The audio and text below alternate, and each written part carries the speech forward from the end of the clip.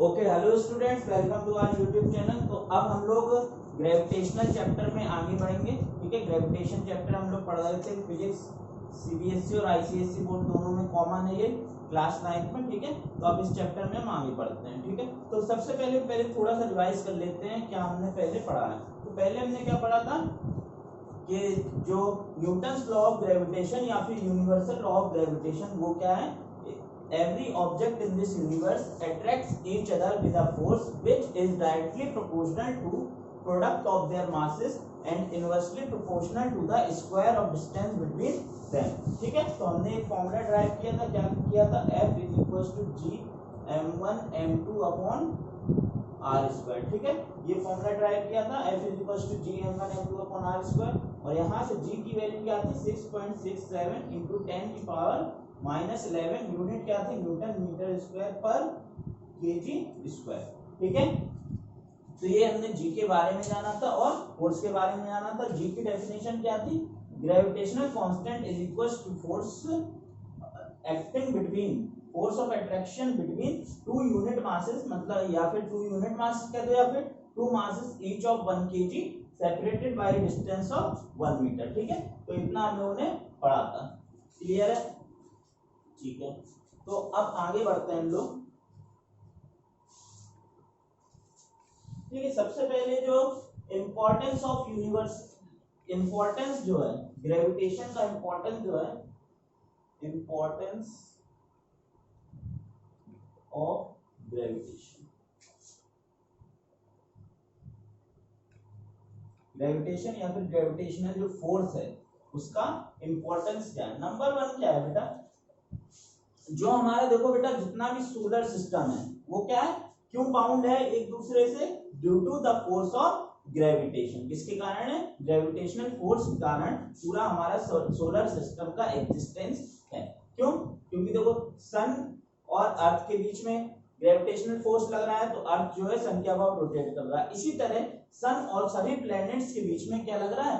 Gravitational force लग रहा है। इसीलिए वो सब क्या है? उससे सन के साथ बाउंड है और एक सर्कुलर ऑर्बिट में क्या कर रहे हैं? रिवॉल्व कर रहे हैं। ठीक है, और अगर हम दूसरे, तो the gravitational force is responsible for the existence of solar system. Solar system के एग्जिस्टेंस के लिए कौन रिस्पॉन्सिबल है? Gravitational force. अगर हम नंबर 2 की बात करें, तो जितने नेचुरल सैटेलाइट्स हैं, जैसे मून हो गया, ठीक है, अर्थ का नेचुरल सैटेलाइट क्या है? मून, और एक ही मून है अर्थ का। ठीक है, जुपिटर के और भी मून है। ठीक, तो अर्थ का जो एक ही मून है, जितने भी मून है नेचुरल सैटेलाइट्स हैं, वो भी अर्थ के अबाउट या फिर अपने प्लेनेट के अबाउट क्या करते हैं? रिवॉल्व करते हैं ड्यू टू ग्रेविटेशनल फोर्स। इसके कारण ग्रेविटेशनल फोर्स के कारण।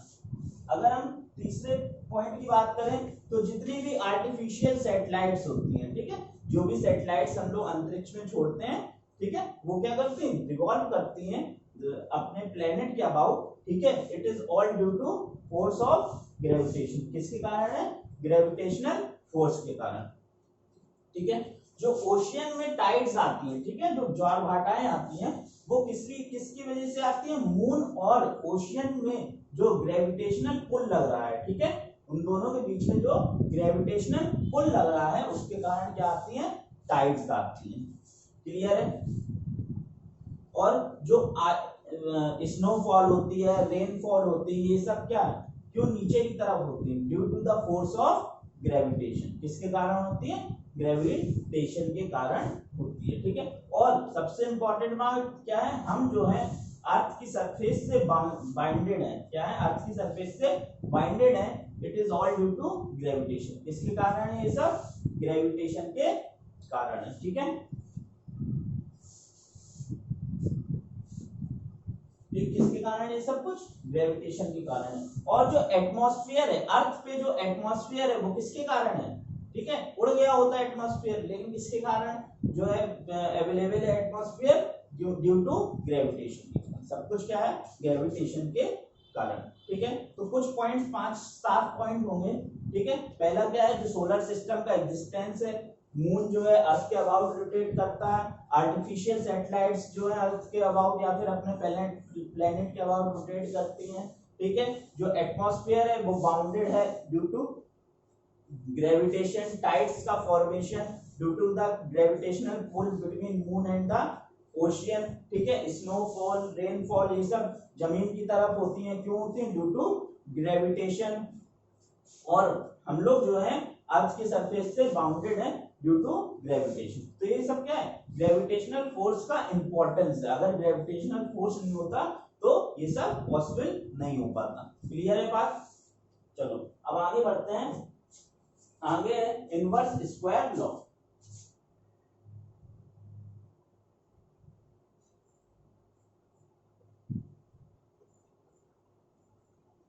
ठीक है, इनवर्स स्क्वायर लॉ कुछ नहीं है, बिल्कुल सिंपल चीज है। क्या है? हमने क्या पढ़ा था? फोर्स ऑफ ग्रेविटेशन, ठीक है। फोर्स ऑफ ग्रेविटेशन जो या फिर ग्रेविटेशनल जो फोर्स होता है वो किसके इनवर्सली प्रोपोर्शनल होता है? Square of distance. किसके इनवर्सली प्रोपोर्शनल होता है? Square of distance. इसका मतलब क्या है? अगर डिस्टेंस इंक्रीज होगी तो फोर्स ऑफ ग्रेविटेशन क्या होगा? डिक्रीज होगा। अगर डिस्टेंस डिक्रीज होगी तो फोर्स ऑफ ग्रेविटेशन क्या होगा? इंक्रीज होगा, ठीक है। और किस मात्रा में इंक्रीज होगा? ठीक है, किस मात्रा में इंक्रीज होगा? स्क्वायर के, ठीक है। आइए इसका जरा एक एग्जांपल देखते हैं। F इज इक्वल टू के अपॉन आर स्क्वायर। बताया था जब भी कभी प्रोपोर्शनलिटी का साइन हटेगा तो क्या होगा बेटा? हमारा एक प्रोपोर्शनलिटी कांस्टेंट रहेगा, ठीक है। क्यों? क्योंकि देखो बेटा फॉर्मूला क्या होता है? F is equal to G m1 m2 upon R square, ये होता था फॉर्मूला। अब हम कह रहे हैं भैया दोनों ऑब्जेक्ट का मास क्या है? कांस्टेंट है, कभी नहीं बदल रहा, ठीक है। और ग्रेविटेशनल फोर्स ये भी कांस्टेंट है, तो सभी कांस्टेंट को मिला के तो क्या हो जाएगा? एक नया कांस्टेंट बन जाएगा, ठीक है। एक नया कांस्टेंट बन जाएगा F इज इक्वल टू के अपॉन आर स्क्वायर, ठीक है। अब मान लीजिए दो ऑब्जेक्ट्स हैं, पहले वो r1 डिस्टेंस पे थे, ठीक है, r डिस्टेंस पे थे, ठीक है। पहले वो कितने डिस्टेंस पे थे? r डिस्टेंस पे थे। तो उस समय फर्स्ट केस, ठीक है, फर्स्ट केस पहले जब दोनों ऑब्जेक्ट्स क्या थे? r डिस्टेंस पे थे, तो f1 की वैल्यू क्या हो गई थी? k अपॉन आर स्क्वायर, ठीक है। अब दोनों के बीच का जो डिस्टेंस क्या है? डिस्टेंस हमने क्या कर दिया? बढ़ा दिया, ट्वाइस, डबल कर दिया हमने। डिस्टेंस क्या कर दिया? डबल कर दिया। इस ऑब्जेक्ट को उठा के यहाँ रख दिया, ठीक है। अब जब ऑब्जेक्ट को उठा के यहाँ रख दिया तो डिस्टेंस क्या हो गया? डबल हो गया, तो F2। अब नया फोर्स आएगा, दोनों के बीच में क्या है? नया फोर्स लगेगा। पहले F1 लग रहा था जब डिस्टेंस r थी, अब दोनों के बीच की डिस्टेंस हमने क्या कर दी? डबल कर दी, मतलब कितनी कर दी? 2r कर दी। F2 की वैल्यू कितनी हो जाएगी? k, कांस्टेंट तो वही रहेगा, ठीक है, कांस्टेंट तो चेंज नहीं होगा, अपॉन अब डिस्टेंस कितनी होगी? 2r। ये क्या हो गया? 2r का होल स्क्वायर, ठीक है। डिस्टेंस के लिए हमने क्या लिख दिया? 2r लिख दिया। अब अगर इसको सॉल्व करेंगे तो k अपॉन 2 का स्क्वायर कितना हो गया? 4, और r का स्क्वायर r, ठीक है, r स्क्वायर। क्लियर है यहाँ तक? अच्छा, k अपॉन r स्क्वायर ये क्या है? k अपॉन r स्क्वायर की जगह f1, तो k अपॉन r स्क्वायर इसकी जगह क्या लिख देंगे? f1। तो k अपॉन r स्क्वायर की जगह f1 लिख देंगे, तो ये क्या हो जाएगा? f1 अपॉन 4, ठीक है। तो नया फोर्स क्या हो गया? F1, जो पहले फोर्स लग रहा था उसका 1/4 हो गया। क्या हो गया? 1/4 हो गया। तो इसको कैसे हम लोग, अगर दो, जाहिर सी बात है, अगर दो ऑब्जेक्ट है उनके बीच में अगर मान लो हमारा 16 न्यूटन का फोर्स लग रहा है, ठीक है, ये अगर नोट करना नोट कर लो, ऐसे कुछ है नहीं, ठीक है। मान लो ये ऑब्जेक्ट है, कोई भी मास के हैं, इन दोनों के बीच में 16 न्यूटन का फोर्स लग रहा है। जब डिस्टेंस मान लो 2 मीटर है, डिस्टेंस 2 मीटर है और 16 न्यूटन का क्या लग रहा है? इन दोनों के बीच में फोर्स लग रहा है। अब हमने क्या किया बेटा? डिस्टेंस क्या कर दी? डबल कर दी। डिस्टेंस क्या कर दी? यहां से लेके यहां डबल कर दी। तो डिस्टेंस हमने डबल कर दी, मतलब डिस्टेंस कितनी कर दी? 4 मीटर कर दी। डिस्टेंस हमने डबल कर दी। तो इनवर्स स्क्वायर लॉ के हिसाब से जो फोर्स लगेगा, फोर्स कितना लगेगा? 1/4। कितना लगेगा? 1/4 ऑफ द प्रीवियस फोर्स। पहले फोर्स कितना लग रहा था? 16 न्यूटन। अब इसका 1/4 कितना हो जाएगा? 4 न्यूटन। तो इन दोनों के बीच में 4 न्यूटन का फोर्स क्या करेगा? एक्ट करेगा। कितना? 4 न्यूटन। अच्छा, अब बात अगर हमने डबल की, अब अगर हम डिस्टेंस जो है ट्रिपल कर देते, 3 टाइम्स कर देते। तो अगर डिस्टेंस 3 टाइम्स कर देते तो 3 आर का होल स्क्वायर, ठीक है, और 3 का स्क्वायर कितना हो जाता 9, और यहाँ पे जो फोर्स होता है वो कितना हो जाता 1/9, ठीक है। तो अगर डिस्टेंस अगर 3 टाइम 2 मीटर की जगह हम कर देते 6 मीटर, 6 मीटर, और ये अगर 27 न्यूटन लग रहा होता पहले फोर्स, तो 1/9 कितना हो जाएगा 3 न्यूटन, ठीक है, 3 न्यूटन फोर्स लगेगा। जैसे आप लोगों ने वो पढ़ा था ना काइनेटिक एनर्जी, काइनेटिक एनर्जी क्या होती है हाफ mv स्क्वायर, तो उसमें क्या था बेटा वेलोसिटी अगर डबल की तो काइनेटिक एनर्जी क्या हो जाएगी 4 टाइम्स, वेलोसिटी अगर 3 टाइम्स की तो काइनेटिक एनर्जी कितनी हो जाएगी 9 टाइम्स, वेलोसिटी अगर 4 टाइम्स की तो काइनेटिक एनर्जी कितनी हो जाएगी 16 टाइम्स।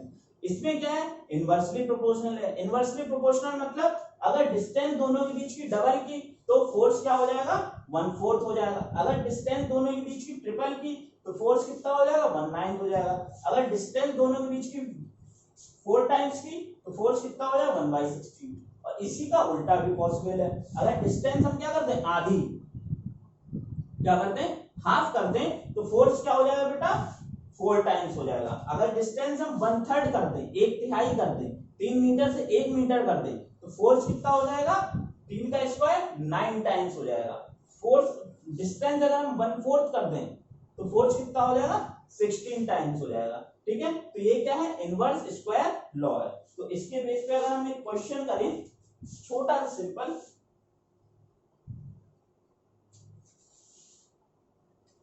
आई होप समझ में आ गया होगा आपको inverse square law.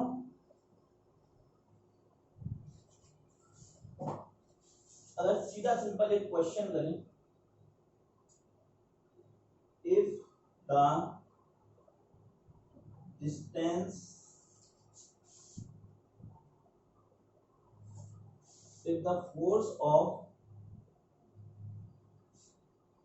64 Newton was acting between two objects placed at a distance of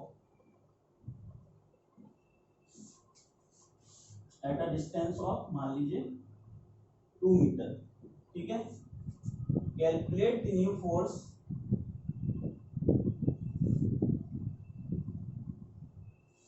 when the distance is 1/4, ठीक है, नहीं 4 times, distance is 4 times, clear. हमसे वही उसी टाइप का क्वेश्चन क्या है, if the force of 16 Newton was acting between two object, दो ऑब्जेक्ट थे उनके बीच में 64 न्यूटन का फोर्स लग रहा था जब दोनों ऑब्जेक्ट कितने 2 मीटर की दूरी पे थे। तो दो ऑब्जेक्ट हैं, कितना भी मास हो इसका 2 मीटर की दूरी पे थे और दोनों के बीच में फोर्स कितना लग रहा था 64 न्यूटन। तो अगर हम फोर्स बराबर क्या हो जाएगा K/r², K क्या है कांस्टेंट है क्योंकि मास चेंज नहीं हो रहा है और G तो कभी चेंज नहीं होगा, तो ये क्या होगा ये कांस्टेंट हो गया। तो F की वैल्यू कितनी है 64 है पहले, अपॉन K/r कितनी है 2, ये क्या हो गया 2 का स्क्वायर, तो ये कितना हो गया K/2 का स्क्वायर कितना हो गया 4, तो K की वैल्यू हो गई 64 × 4, ये 4 जो है इधर क्रॉस मल्टीप्लाई हो जाएगा, K की वैल्यू कितनी होगी 64 × 4, क्लियर। अब दूसरी बात क्या है, calculate the new force when the distance is 4 times. अब डिस्टेंस क्या हो गई 4 टाइम हो गई, मतलब 4 टाइम का मतलब 2 × 4 मतलब 8 मीटर, डिस्टेंस कितनी हो गई अब 8 मीटर हो गई। तो F वही वाला फॉर्मूला लगाओ K/r², ठीक है, क्योंकि मास चेंज नहीं हो रहा, ये फॉर्मूला तभी एप्लीकेबल है जब मास चेंज नहीं होगा, ठीक है। तो F की जगह क्या F हमें निकालनी है नया फोर्स, K की वैल्यू क्या है 64 × 4, R कितना है 8 मीटर, तो 8 का स्क्वायर कितना हो गया 64 × 4/8, 8 8 जा 64, 8 × 8, ठीक है, और 8 8 जा 64, तो ये कितना हो जाएगा 4 न्यूटन। तो तो जो नया फोर्स आया वो कितना हो गया 4 न्यूटन। ये तो बेटा देखो तरीका हो गया, अगर आप इससे करना चाहो तो ऐसे कर सकते हो, और एक क्या है वही वाला तरीका है, क्या इनवर्स स्क्वायर लॉ सीधे लगाओ। इनवर्स स्क्वायर लॉ क्या है, अगर डिस्टेंस कितनी है 4 टाइम्स हो जाती है तो जो फोर्स होगा वो क्या हो जाएगा 1/16 हो जाएगा। कितना हो जाएगा 1/16 हो जाएगा। तो 64 पहले लग रहा था, अब कितना डिस्टेंस 4 टाइम्स, तो फोर्स कितना होगा 1/16, तो 16 4 जा, तो सीधे क्या आ गया 4 न्यूटन आंसर आ गया। यहां से भी आ गया, यहाँ ये आम जिंदगी हो गई, ये मेंटल जिंदगी हो गई आपकी, है ना। चलो इनवर्स स्क्वायर लॉ हो गया। अब अगला जो टॉपिक है वो क्या है, important characteristics of gravitational force. ठीक है, ग्रेविटेशनल फोर्स के इंपॉर्टेंट कैरेक्टरिस्टिक्स की तरफ बढ़ते हैं हम लोग।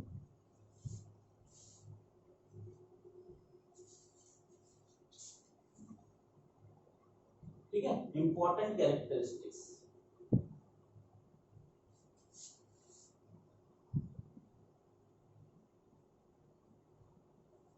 तो पहला पॉइंट क्या है, this force is always attractive in nature. कैसा फोर्स है ये, हमेशा एट्रैक्टिव फोर्स है, मतलब दो ऑब्जेक्ट एक दूसरे को अपनी तरफ एट्रैक्ट ही करेंगे, रिपेल नहीं करेंगे। ठीक है, due to gravitational force. Repel करेंगे इलेक्ट्रोस्टैटिक फोर्स में करेंगे, दूसरे फोर्सेस में करेंगे, लेकिन ग्रेविटेशनल फोर्स में क्या है, दो ऑब्जेक्ट हमेशा एक दूसरों को अपनी तरफ क्या करेंगे, अट्रैक्ट करेंगे, रिपेल नहीं करेंगे। तो इस फोर्स की विशेषता क्या है, इंपॉर्टेंट कैरेक्टरिस्टिक क्या है, कि this force is always attractive in nature. ठीक है, हमेशा एक दूसरों को आकर्षित करते हैं। अगर हम दूसरे पॉइंट की बात करें तो दूसरा पॉइंट क्या है कि ये तो अट्रैक्टिव है, और साथ में this force is the weakest force. कैसा है बेटा, पूरे यूनिवर्स में कैसा है, वीकेस्ट फोर्स है। This force is the weakest force in universe. तो पहला क्या होगा, ऑलवेज एट्रैक्टिव, और ये क्या होगा वीकेस्ट फोर्स। वीकेस्ट फोर्स का मतलब सबसे कमजोर फोर्स, मतलब पूरे ब्रह्मांड में जो कोई सबसे कमजोर फोर्स है वो कौन सा है, ग्रेविटेशनल फोर्स है। ठीक है, वीकेस्ट फोर्स। अब आप कहोगे सर इतना ज्यादा फोर्स लगता है अर्थ और सन के बीच में, तब भी क्यों, क्योंकि इनके मास भी तो बहुत ज्यादा है, जी m1 m2 upon r square. तो मास कितना है अर्थ का 10^24 kg, और ये g की वैल्यू कितनी है -11 आती है पावर में, 10 की पावर -11। तो दूसरी चीज की बात ही छोड़ो, -11 × 24 फिर भी कितना बचा, 10 की पावर 13 तो फिर भी बच रहा है ना, इतना फोर्स। ठीक है, तो क्योंकि मास बहुत ज्यादा है, ठीक है, और डिस्टेंस और अलग से लगा लो, मास बहुत ज्यादा है, इसलिए इनके बीच का फोर्स क्या है नजर आता है। और छोटी छोटी चीज जैसे आपका और हमारे बीच का फोर्स, मेरा इस बोर्ड के बीच का फोर्स, वो चीज नजर नहीं आएगा। ठीक है, तो समझ गए, सबसे वीकेस्ट फोर्स होता है ये क्या है, लॉन्ग रेंज फोर्स होता है। कैसा होता है, लॉन्ग रेंज फोर्स। ठीक है, तो बहुत बड़ी बड़ी दूरियों पे क्या है जो फोर्स है वो एक्ट करता है। जैसे देखो सन और अर्थ के बीच में भी ये फोर्स एक्ट करता है। ठीक है, एक मिनट रुको ना, सन और अर्थ के बीच में भी ये फोर्स एक्ट करता है। ठीक है, और क्या है, अर्थ और मून के बीच में कितनी दूरी है, बहुत ज्यादा दूर है, सन तो बहुत ही ज्यादा दूर है। ठीक है, तो ये क्या है, बहुत ही ज्यादा लॉन्ग रेंज फोर्स है। ठीक है, ठीक है, सेंट्रल फोर्स है, मतलब क्या है, दो ऑब्जेक्ट के सेंटर टू सेंटर ही लगता है।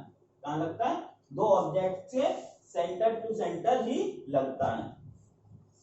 फिफ्थ पॉइंट क्या है, ये जो फोर्स है वो क्या है, न्यूटन्स लॉ ऑफ मोशन को फॉलो करता है। मतलब जो थर्ड लॉ ऑफ मोशन होता है, थर्ड लॉ ऑफ मोशन क्या है, every action has equal and opposite reaction. एक ऑब्जेक्ट पे अगर आप F फोर्स लगाओगे तो दूसरा ऑब्जेक्ट भी आप पे F फोर्स लगाएगा इन अपोजिट डायरेक्शन। तो जिस फोर्स से ये इसको खींचेगा, मतलब F12, मान लो ये क्या है ये ऑब्जेक्ट 1 ये ऑब्जेक्ट 2, तो force on object 1 due to 2 कितना है F12 और ये क्या है F21।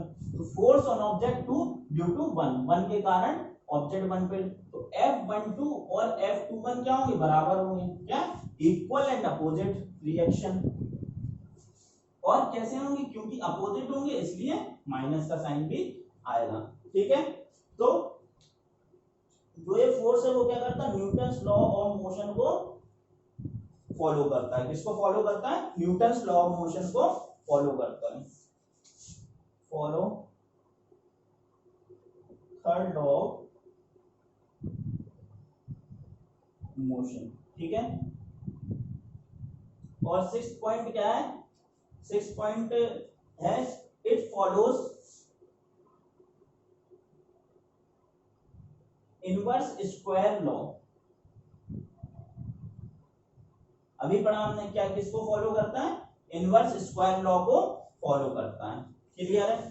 तो ये कुछ पॉइंट्स हैं, इंपॉर्टेंट कैरेक्टरिस्टिक्स थिंग इस ग्रेविटेशनल फोर्स के बारे में, ठीक है। और हमने ग्रेविटेशनल फोर्स के इंपॉर्टेंस भी जाना कि भैया कि इसका यूज क्या है, ये इनवर्स स्क्वायर लॉ के बारे में जाना और इंपॉर्टेंट कैरेक्टरिस्टिक्स के बारे में भी जाना है, ठीक है। तो इस वीडियो में इतना ही, अगले वीडियो में हम लोग फ्री फॉल, मास और वेट में डिफरेंस और इस टॉपिक के बेस पे कुछ क्वेश्चंस भी करेंगे, ठीक है। तो आप लोग हंसते रहिए, मुस्कुराते रहिए और पढ़ते रहिए आराम से।